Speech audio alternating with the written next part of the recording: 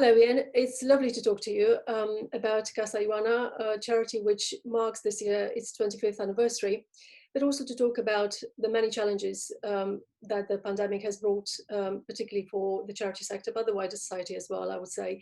But let's start with the beginning. When did you first come to Romania, and what was your impression then? I first came to Romania in the beginning of 1990. I drove to Romania with a pediatric nurse in a van full of medical equipment and various other aid to work in what was called a home hospital, which is an institution for profoundly disabled children and young people. So my task was to look after 20 youngsters aged between 8 and 9 years of age, all half the size of a normal 8 or 9-year-old. They'd all been kept in their cots, so they were cot bound, still being bottle fed at 8, 9 years of age. If you went near trying to lift them out of their cots, they would just scream uncontrollably. And yet in the space of just 4 weeks, we managed to get the children out of their cots onto the floor, out into the sunshine for the first time, we suspect. They were interacting with each other for the first time. 3 or 4 were starting to walk, so we taught them how to walk as well. And of course, once they found their legs, they were just little explorers wanting to explore everything in the whole world. So many British people have a similar experience. They went to Romania at the beginning of the 90s after the collapse of communism. And I remember very well those years, how grey they were, how difficult they were. And then came back to England and said, well, I must go back. I must do something more. And I just think you probably have a similar story. Yes, I mean, once we driven back to the UK from Romania on the first visit, during the first part of the journey, I confess to having thought that that would be my one and only trip to Romania. I mean, it was all my years in the police had never quite prepared me for what I met in that institution.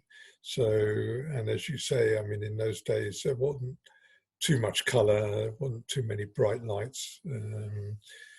So it was quite a grey place. But as soon as we started getting closer to the UK, it was like this huge magnet on your back being pulled back to Romania. So I travelled backwards and forwards for a few months to set up an aid convoy, if you like. So in April 1991, I returned to Romania with 300 people, 100 vehicles, and £250,000 we had managed to raise with a local newspaper.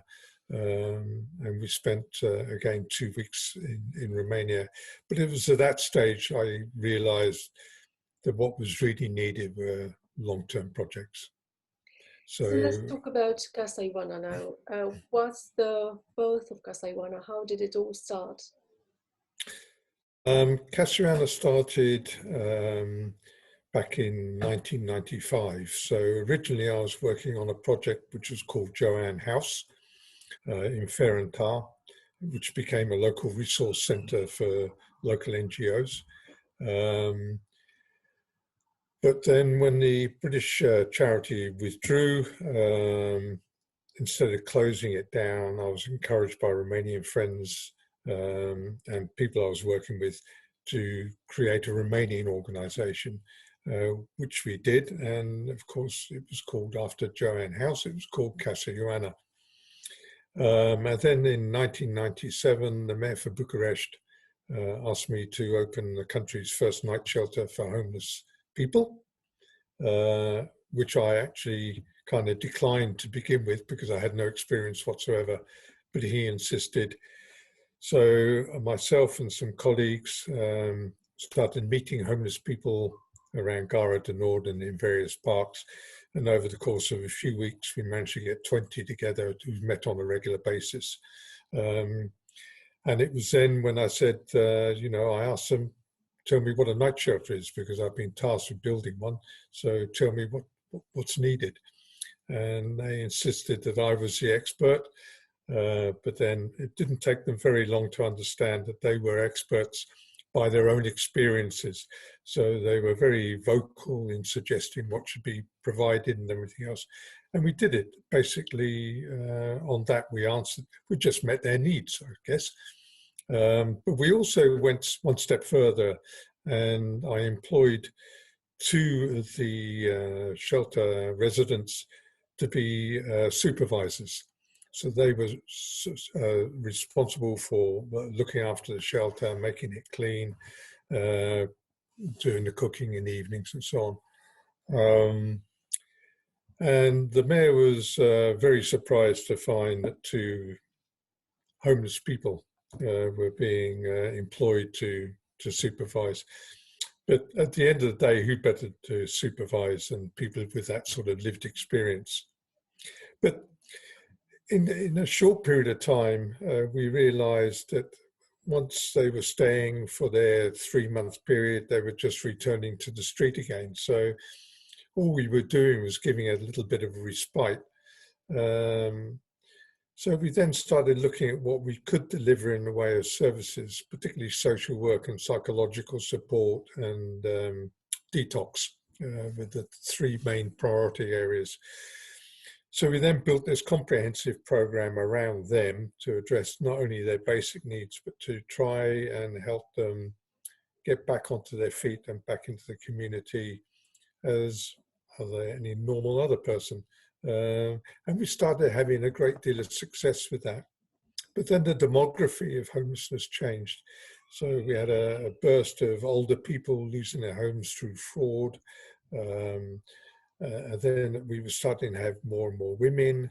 And then back in 2005, there was an explosion of family poverty and family homelessness.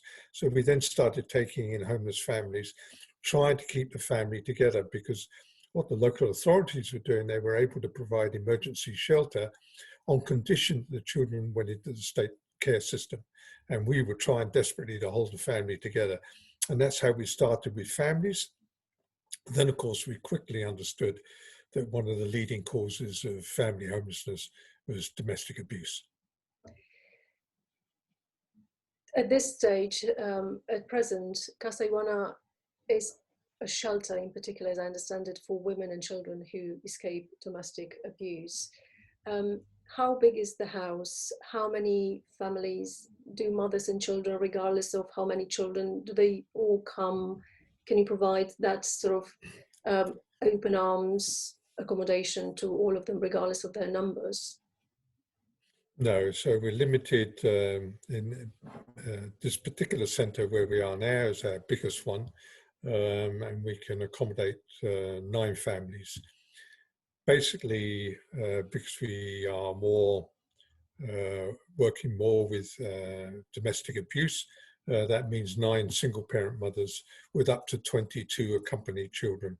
So we have very large rooms. And then we have a communal kitchen and meeting room, which is really the hub of Casa Ioana. We have another centre in another part of Bucharest, which we are currently hoping to refurbish. We have to comply with the new minimum standards. So we're hoping to open that in the summer of next year, and that will accommodate another 7 families.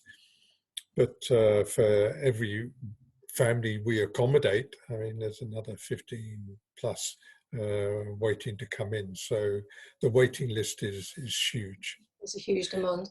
And when they come to Casa Ioana, they obviously receive a lot of support in terms of safety, in terms of catching their breath and trying to reassess their lives. But you also provide much more than that, a set of skills, really, which should support them to sort of leave Casa Ioana better equipped to face life and hopefully become a bit more independent. What are those skills? In a general term, they're what we would call life skills. So It's female hygiene, reproductive health, childcare, how to look after children, how to get the best out of children, the importance of early learning with their children. Then we look at nutrition, cooking on a budget. We have pro bono professional chefs come in to do that. We have a huge variety of pro bono volunteers, professionals who come in and help us with all this sort of skills training. So moreover, we realized when we were just doing the financial literacy training with them, that one woman stood up and said, but what good is knowing about money if I haven't got money in the first place? And whoa, hold on, yes, the truth behind that. So then working with local companies, we put together a training program. So we have 6 workshops on soft skills for the workplace, what employers are really looking for with employees, prospective employees. So we wrote these workshops, and now we do these on a regular basis. But we also work with company PR specialists who help with individual career advice, help with CVs, job interview techniques, and so on. So what we're trying to do is break down any barriers that prevent women getting decent employment, trying to raise their expectations about employment as well. So it's not just a convenient supermarket job or a convenient cleaning job, but hey, maybe I can work in an office, maybe I can earn more money, maybe I can advance myself professionally. So we work with all of that as well. And of course, their childcare is very, very important. So we work with other agencies to try and get that childcare provided. So it's safety, it's confidence, it's skills, it's support for children, and how the interaction with the parents is developing. How long can they stay at Casa Ioana? They can stay up to 1 year. The majority are ready to move on between 4 and 6 months. We do get some who will stay on, excuse me, just a little while longer because they have very complex needs. Our success criteria is children into regular school, mums into decent, well-paid employment, and families living in private rented accommodation, because social housing as such is non-existent here now. And that's a very, very high success criteria when you understand that many of our families have been living on the streets with their children before coming into Casa Ioana. So it's a huge leap for them. But our success rate is on average 84, 85% year on year. Nobody goes back on the streets. Nobody leaves Casa Ioana and goes back on the streets. If they need ongoing support, then we work with other NGOs or other agencies to make sure that support is in place. And those that do leave don't necessarily leave their support, psychological and social support behind either. That continues for as long as they need it. In terms of figures, what sort of figures can you give us about the number of women, children, families who so far have benefited from the support and services at Casa Ioana? Well, we're talking about 25 years of working Casa Ioana, and in that time, we've given new beginnings to 5,394 single adults, 6,015 families, including 7,601 children. So we have very, very impressive figures. Great social impact. You mentioned earlier that for every family who can be admitted at Casa Ioana, there are the 15 or so who are on the waiting list. We have seen during this pandemic a huge increase in terms of domestic violence, which is not just a Romanian issue, it's a truly global issue. And just last month here in the UK, where I am at the moment, a report was published which shows exactly this, that during this pandemic, domestic violence has gone up and there are not enough places. What are the figures like in Romania? Well, for comparison's sake, in 2019, the police reported 44,000, just over 44,000 cases of physical violence against or domestic abuse committed in Romania, with 51 fatalities. So that's virtually a woman a week losing a life because of domestic abuse in Romania. We know at the start of the pandemic that the hotline for domestic abuse, the calls to the hotline more than doubled. We saw a huge increase in the number of phone calls that we were receiving, not only from the authorities and other NGOs, but the general public who were coming across people who were, victims of domestic abuse as well, and homelessness. So there was a great demand on our services. And it's heartbreaking because they come here expecting a place and we have to just take their details and put them on a waiting list. So it's stress for all of us, stress for them, stress for the staff team, and stress for the residents who are living here, because they were once one of those people walking in through those doors and were lucky enough to get a place, whether it be in time or not. We kept our doors open throughout the pandemic, which was not easy, but we made the commitment to do it, and we have.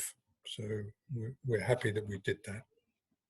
The context is quite difficult, because you have this increase in demand, and at the same time we have a health crisis and an economic crisis. And I know this from other charities, that the financial pressures on so many charities is really, really to the point that some of the charities may not survive the pandemic.